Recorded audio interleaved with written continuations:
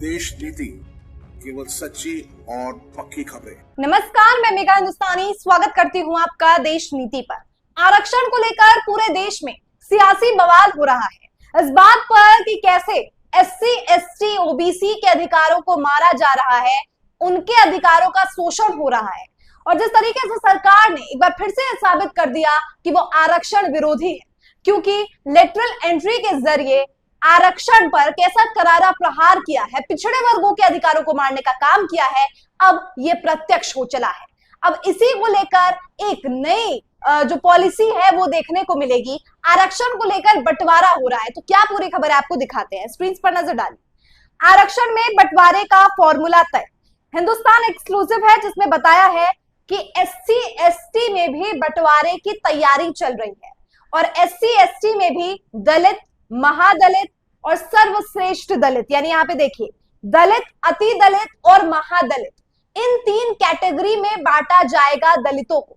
अब आप अनुमान लगा सकते हैं कि पिछड़े वर्गों को भी अगर कैटेगरीज में बांट के उनका क्रीमी लेयर अलग कर दिया जाए या उनमें भी ऐसा विभाजन कर दिया जाए कि पिछड़ा कौन है, अति पिछड़ा कौन है और सबसे ज्यादा पिछड़ा कौन है, तब आरक्षण को किस प्रकार से लागू किया जाएगा। दोस्तों, इसको लेकर देखिए लिखा है कि 12 जातियों को पिछड़ों की श्रेणी में रखा गया है, 59 जातियों को अति पिछड़ों की श्रेणी में रखा गया है और 79 जातियों को सर्वाधिक पिछड़ों में शामिल किया गया है।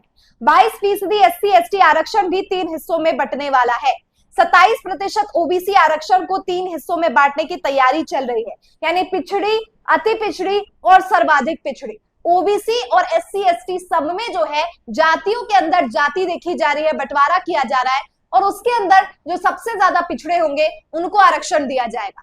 तो आप समझ सकते हैं कि भीमराव अंबेडकर बाबा साहेब के आरक्षण के प्रावधान का शरेआम कैसे यह सरकार दुष्प्रयोग कर रही है और अधिकारों का हनन कर रही है। इसको लेकर सोशल मीडिया पर लोग काफी ज्यादा प्रतिक्रिया दर्ज कर रहे हैं, लेकिन हद तब मच गई जब चिराग पासवान ने भी इसका विरोध कर डाला। आपको याद होगा कि चिराग पासवान भारतीय जनता पार्टी के ही सहयोगी दल है, यानी गठबंधन वाली सरकार में चिराग पासवान नरेंद्र मोदी के साथ है। और ऐसे में अगर चिराग पासवान विरोध कर रहे हैं अपनी ही सरकार की नीति का, तब आप खुद अंदाजा लगा सकते हैं कि सरकार की नीति में कितना ज्यादा झोल है, सरकार की नीति में कितनी ज्यादा कमी पेशी है और सरकार जो है वे दलितों के हित में नहीं बल्कि आरक्षण विरोधी कानून बनाने से बाज नहीं आ रहे। इसको लेकर चिराग पासवान ने अपनी क्या प्रतिक्रिया दी है आपको बताते हैं, स्क्रीन पर नजर डालिए। चिराग पासवान लिखते हैं, मैं और मेरी पूरी पार्टी स्पष्ट राय रखती है कि सरकार कोई भी नियुक्तियों हो उसमें आरक्षण के प्रावधानों को ध्यान में रखकर करना चाहिए। मैं खुद सरकार का हिस्सा हूं और इसे सरकार के समक्ष रखूंगा। यानी यहाँ पर चिराग पासवान कह रहे हैं कि वो सरकार के समक्ष इस मुद्दे को रखेंगे। इसको लेकर बीते रात एक गुप्त मीटिंग भी की गई। चंद्रशेखर आजाद ने ये मीटिंग की और क्या लिखा गया देखिए। अंबेडकर पेपर लिखते हैं, देर रात भीम आर्मी और एएसपी आजाद समाज पार्टी ने किया भारत बंद का समर्थन। अनुसूचित जाति और जनजाति द्वारा बुलाया गया भारत बंद। आरक्षण में वर्गीकरण को लेकर बुलाया गया है भारत बंद। चंद्रशेखर आजाद आज जारी करेंगे पदाधिकारियों का निर्देश। तो आपको बता दूं, पदाधिकारियों का निर्देश तो जारी करने वाले हैं, लेकिन 21 अगस्त को यह भारत बंद का ऐलान किया गया है ताकि आरक्षण के विरोध में अपनी प्रतिक्रिया दर्ज कराई जा सके। न केवल चंद्रशेखर आजाद बल्कि मायावती भी काफी सक्रियता से दलितों की और पिछड़े वर्गों की आवाज को उठाते हुए दिख रही है। इसके संदर्भ में कल मैंने आपको मल्लिकार्जुन खड़गे, पवन खेड़ा और तमाम जो विपक्ष के लोग हैं, चाहे वो अखिलेश यादव, प्रियंका चतुर्वेदी, वो सबका ट्वीट पढ़ाया था।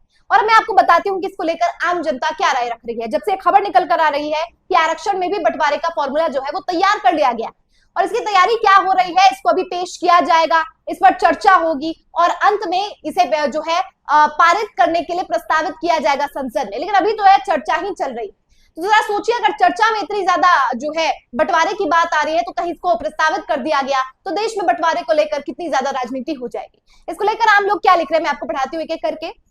आकाश लिखते हैं, उत्तर प्रदेश में आरक्षण के वर्गीकरण के लिए गठित सामाजिक न्याय समिति ने तैयार किया है फॉर्मूला, महादलितों में होगा इसका लाभ। पंजाब हरियाणा के बाद उत्तर प्रदेश तीसरा राज्य बना। जल्दी तेलंगाना, दक्षिण भारत के राज्यों में भी खबर आने वाली है कि वर्गीकरण को लागू कर दिया जाएगा। तो यहाँ पर कोई एक राज्य नहीं है कि उत्तर प्रदेश है, बल्कि अलग अलग राज्यों से खबर निकल कर आ रही है कि एससी, एसटी, दलित इन सब में जो है कोटे के अंदर कोटा, जैसे आपको याद होगा कि सुप्रीम कोर्ट ने भी एक फैसला सुनाया था। अब उसकी सरकार कह तो रही थी अपने मंत्रियों को कि हम इसके खिलाफ सुप्रीम कोर्ट के फैसले का विरोध करते हैं, लेकिन अभी तक कोई भी स्पेशल मीटिंग बुलाकर इसको रद्द नहीं किया गया।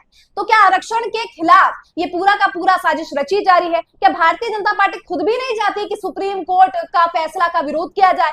या फिर भारतीय जनता पार्टी के इशारे पर सुप्रीम कोर्ट का फैसला निकल कर आ रहा है? बहुत से ऐसे सवाल हैं अनसुलझे हुए, लेकिन इस पर प्रतिक्रिया देखिए। डॉक्टर लक्ष्मण यादव लिखते हैं, ओबीसी में उपवर्गीकरण का सवाल बहुत मुखर है। एससी एसटी के उपवर्गीकरण का विरोध करने वाले लोग ओबीसी के उपवर्गीकरण पर क्या सोचते हैं?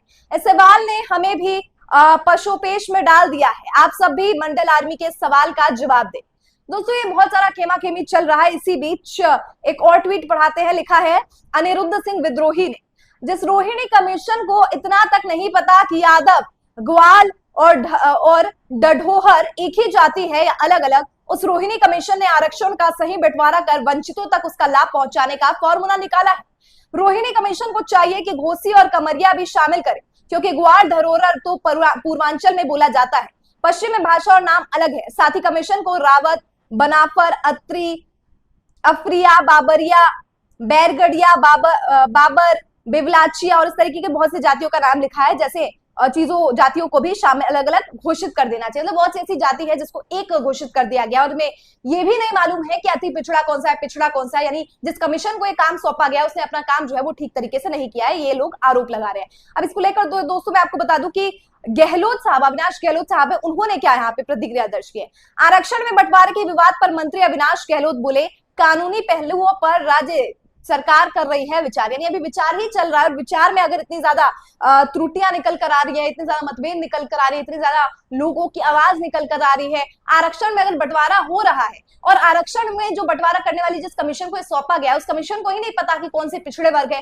कौन से अति पिछड़े वर्ग है और कौन से सर्वाधिक पिछड़े वर्ग है, तो आखिरकार ये आरक्षण किस आधार पर किया जाएगा और किस आधार पर ये बंटवारा किया जाएगा। और जिस आधार पर बंटवारा किया जा रहा है अगर वो आधार ही गलत है तो जिन लोगों को आरक्षण मिलना चाहिए उनको तो मिलेगा ही नहीं, और जिनको नहीं मिलना चाहिए, जो फिर भी बेटर है या फिर भी कम डिजर्विंग है, उनको आरक्षण दे दिया जाएगा। तो जातियों में इतना ज्यादा कंफ्यूजन है, क्योंकि मैं कहूं कि घाट घाट से अगर आप 1 किलोमीटर, भारत ऐसी जगह है, भारत ऐसा देश है कि हर कोस में, हर किलोमीटर पे जो है बोली बदल जाती है, भाषा बदल जाती है। कोई एक जात का है तो वही जात कहीं पर अगड़ी मानी जाती है, तो कोई साइड वाले राज्य में उसी जात को जो है निचला माना जाता है। तो ऐसे में इतना ज्यादा कंफ्यूजन है, तो सरकार किस आधार पर इस प्रकार का बंटवारा कर रही है और इस बंटवारे को लेकर अब राजनीति इतनी सुलग गई है कि लोग कह रहे हैं कि कैसे आरक्षण को खत्म करने के लिए, संविधान को बदलने के लिए भारतीय जनता पार्टी सक्रिय दिख रही है। तो दोस्तों 21 अगस्त को होने वाला है भारत बंद और ऐलान हो चुका है। इसको लेकर आपकी क्या प्रतिक्रिया है, कमेंट सेक्शन के जरिए मुझ तक पहुंचाइए। फिलहाल मुझे दीजिए इजाजत और देखते रहिए देश नीति। धन्यवाद।